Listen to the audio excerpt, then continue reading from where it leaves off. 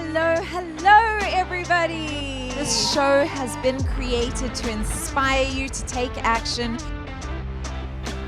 All about celebrating and reframing what success looks like. To be the best version of ourselves that we can be. And we have incredible speakers for you tonight.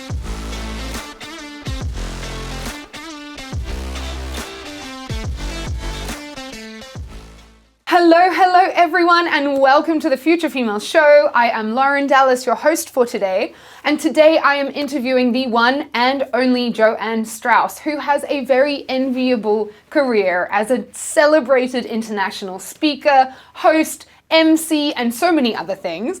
Jo Ann, thank you so much for joining me. Thank you very much for having me. I'm delighted to be here.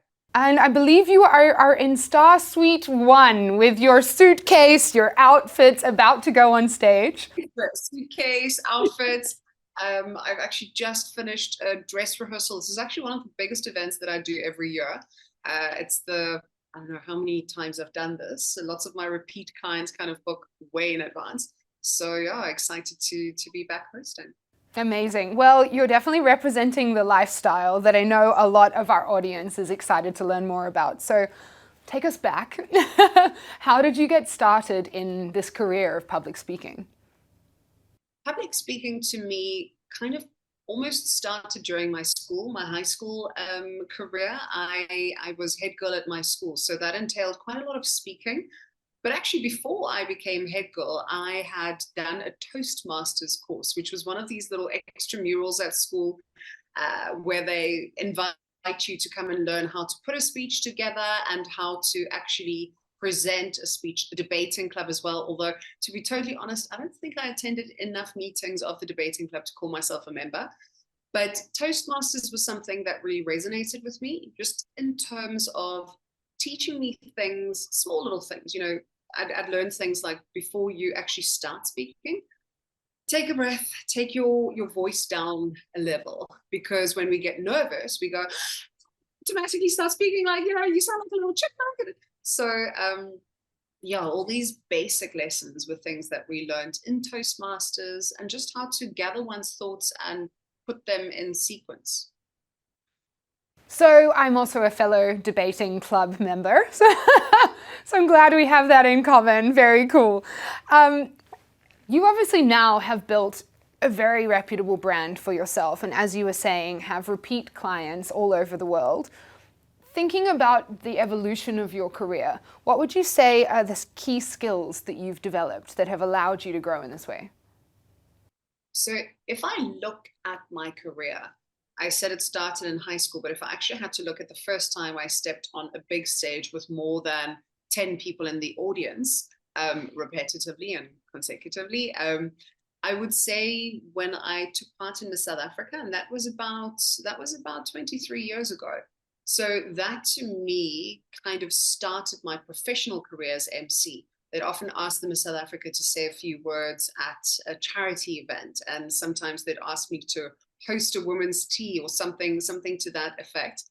And to me, that's sort of where I honed my craft, because public speaking isn't something that you sort of go in and you get a certificate and you go, oh, I'm a public speaker.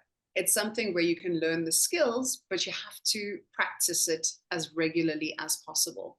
And so to me, when I started 23 years ago hosting my first, whether it be a women's tea or a charitable event, that to me really paved the way for me to be where I am now. And that's how I could say it started officially, I would say 23 years ago, when I was given my first microphone to stand on a global stage at Miss Universe. Amazing. I mean, I've followed your journey for a long time, and I've seen you evolve through it. A question that I'd love to ask is, when it comes to showing up, whether it's online or on stage to thousands of people, a lot of us struggle with imposter syndrome, right? And a crisis of confidence. Have you ever struggled with that? And if so, how have you built that? Lauren, imposter syndrome is something I've lived with for as long as I can remember. I think for me, when I won Miss South Africa 23 years ago, this was a time before social media was as big as it is now. But then even the negative comments that you would get they were cause you to unravel at times and cause you to have these crises of confidence. So for me, I would say, I mean, I get nervous every single time before I get on the stage. Doesn't matter whether it's an audience of 100 or an audience of, what did I have, online and on TV. I think I had like sort of 40 million viewers at the same time. And you have these voices of doubt going through your head, and you think, oh my goodness, who am I to stand on this stage? Why have they flown me across the world? Why am I hosting, interviewing these incredibly powerful people? And yes, all the time I have these feelings of self-doubt. I think the butterflies, the adrenaline that comes from doing these kind of things, I call that my form of extreme sport. Public speaking is something that most people fear. I'd read some surveys, and they said that public speaking people actually fear sometimes even more than death, which is crazy, because you sort of feel like you're standing on stage. You feel quite naked and vulnerable in front of an audience. So yes, I think for me, it's sometimes when it comes to confidence, I fake it till I make it. I put on either a bright red lipstick, fabulous lash. I go on there. I make sure that I'm as prepared as possible, because that's the other thing for me, is even if you're having the biggest sort of onset of imposter syndrome, if you know you're prepared, then you couldn't be an imposter, because you've done your homework. And that to me is a big thing. I think that's why I get a lot of repeat clients, is that I do my research. You do your work. And you don't just think that showing up and being famous, because there's this trend of having celebrity MCs. Being famous doesn't qualify you to take an event and run it. I mean, people have been working on an event for, say, months and months. You come on within the next, or the last day or two, don't mess it up. So, I mean, firstly, that makes me feel a lot better, because I remember when I was hosting the Women in Tech conference, and I was emceeing it and speaking, and I was sitting in the front row, and they were like, Lauren, come up to the stage, and every bone in my body wanted to run for the door. I was like, why the hell are you doing this to yourself? But that adrenaline, ooh, it's like a drug. It's amazing. It's I don't know if for you it's the same. Sort of once you get on the stage, for me, you break the ice. The first couple of seconds, that to me, that's the most important for me. So that's why often when I come on stage, I look down, if there's a sort of a walk-on song or whatever, I stand there and I take a deep breath, because that deep breath to me just centers me, just puts my feet, sort of grounds me. And I think that's important, is that at the end of the day, actually, most of the people in the room, with the exception of maybe one or two, they want you to win. They don't want you to fail. And so you kind of just have to imagine that the audience is rooting for you. And sometimes that is hard as well. If you're, to me, it's interesting. Sometimes when you're not as close to your audience as you'd like to be, it's hard to feed off their energy. Because to me, I like to feed off my audience's energy. So I'll make sort of impromptu comments. You do your preparation, but things happen, mistakes happen. So you've got to be thinking on your toes. And I love to then feel my audience, see how they respond, and then go with that. But yes. What I love as well is, you're talking about doing your research, right? This is your business and your career, and so we need to treat it as such. So can you take us through, someone listening who goes, I want to be a speaker, I have a message to share. How do I go about getting paid gigs from clients? So I'll say this. If that's what you want to do, and I mean, I get a lot of people slipping into my DMs or sending me messages. It is an interesting industry, because it is quite hard to break into it. For me, I'm speaking about 23 years ago when I got into it. So at that point in time, I hosted my charity events. If people asked, I was there. And in that way, I honed my skills. But if somebody wants to break in now, I think a lot of times what happens is people contact me and they're like, oh, they'd love to host this and this big event. And I'm like, based on what? Because essentially this company is giving you you become the face of that event. Like I said, some of these big events, I mean, this event that I'm hosting tonight and tomorrow night, I think I've got 3 events in a row. They've spent a year planning this. So they want to go with somebody that they know is going to be good. So they cannot take a chance on you. You aren't going to walk into this industry and without a track record host an event where there's 1,000 people. Perhaps you're lucky, perhaps you're a unicorn, but generally you've got to do your homework. You've got to do your smaller events, whether it's a charitable event, you offer your services as a speaker, and then that way you hone your craft up to the point where you actually can compile your own show reel and send that to an agent. In my time, that didn't exist. But now, if you're good, you do 3 or 4 events, you get somebody to compile an amazing show reel for you, and at least you've got a business card to send to an agent or to send to somebody who could perhaps get you in with the right events. But that's the thing. You've got to do your work first. Yeah. And hopefully after that, it starts coming in. I absolutely love the concept of the show reel being your business card in this industry. It's not something I had thought of that positioning before. Something that you also do very well is build your personal brand, obviously as a speaker, but also outside of that. How important is it for someone that wants to be a speaker to also be working on that brand? And how do you set yourself apart from the thousands of other speakers? Personal branding is something that everybody speaks about and everybody loves this buzzword and everybody believes that you have to be your own brand. But I've seen very few people do it very well and understand that when it comes to social media, you've got to be careful about what you put out there. My personal brand has been in the making for 23 years now. And that's my personal professional brand. I think it's important, of course, you need to own your real estate. So even though it sounds so passe, you've got to have a website, because at the end of the day, you might be like the biggest thing on TikTok, but the person who's booking you is part of a big corporate, and they've got to kind of go out there and show, okay, this is the person, they are legitimate, this is who they are.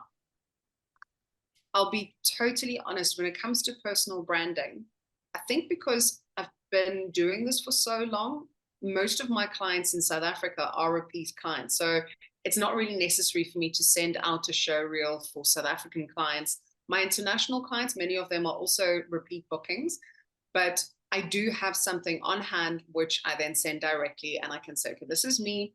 You've got to have your rate card. You've got to have sort of your idea of what you're prepared to do and what you're not prepared to do. So for me, it's also one of those things. I'm not going to do events that don't really resonate with me. So I'm not going to host events that I don't believe in. I think I'm very lucky in the sense that most of the events I do host are events where you're celebrating people. And that to me is amazing. It will be a corporate recognition awards even. It will be, there are so many events where what I'm doing is I'm being part of something that's joyful and a celebration of other people and their skills. And I think that to me sometimes is also a trait that I aim for as an MC. It's not my show. I shine if I allow my company that I'm representing that night, or if I allow the people on stage to shine. It's not about me. It's not the Jo Ann show.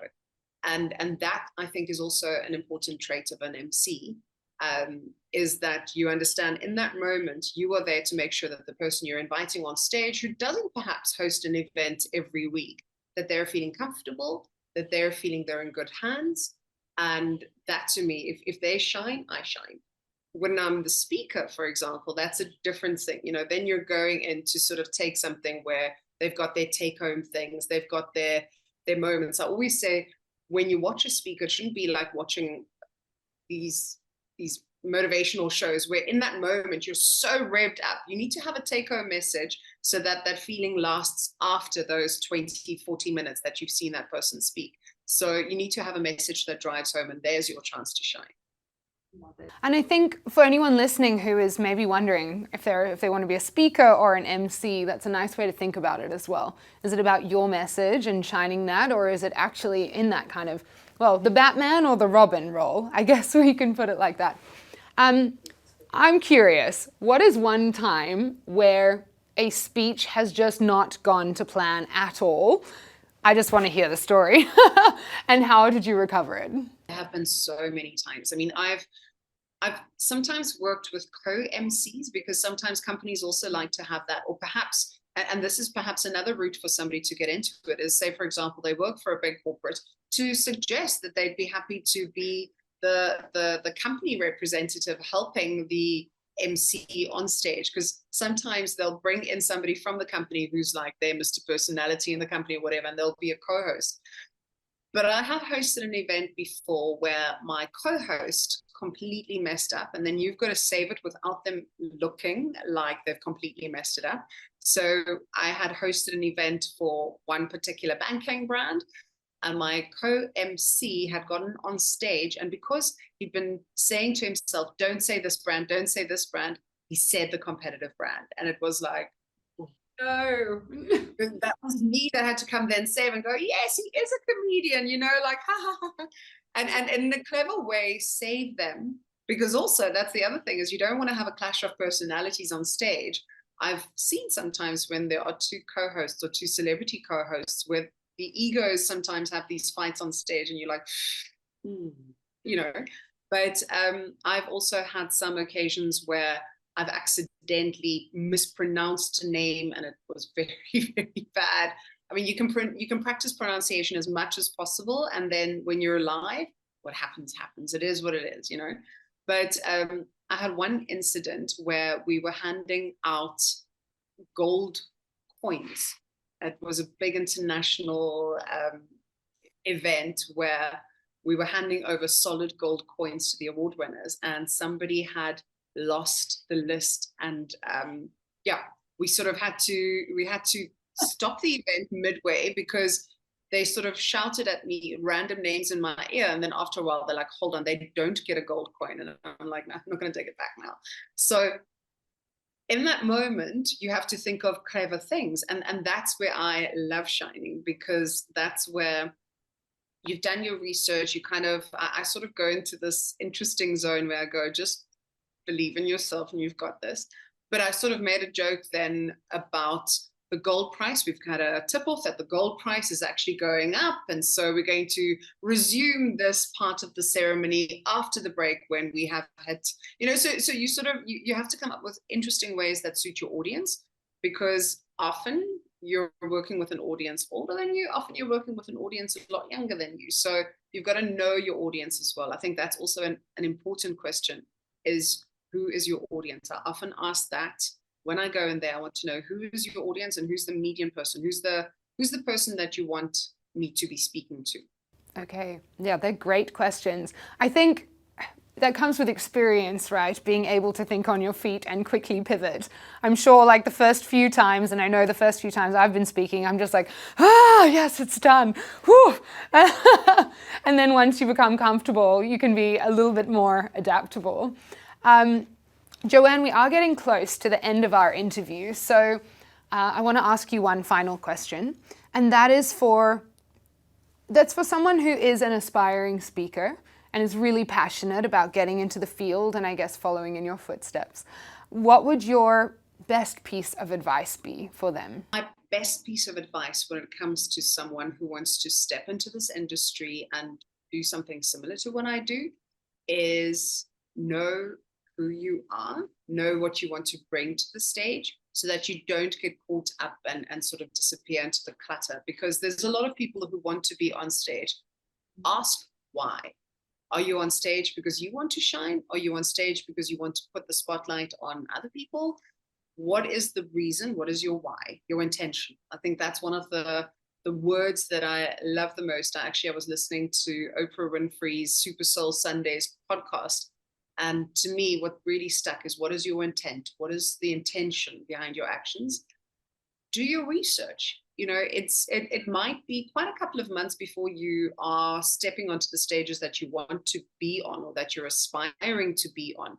But do your research, figure out, is there a way? Speak to production companies, perhaps also help on set, you know, be there. Try to be the person who is helping, so that way you get an understanding as well of the production companies, if there's a specific production company that you want to work with. And when it comes to honing your craft, if you want to be an MC, make sure that you are researching the clients that you want to work with, and that you make yourself available. So whether it be that you've done your homework with your with hosting smaller events beforehand so that you've got more confidence, do that. If you want to be a speaker, do your research again and make sure of your topic.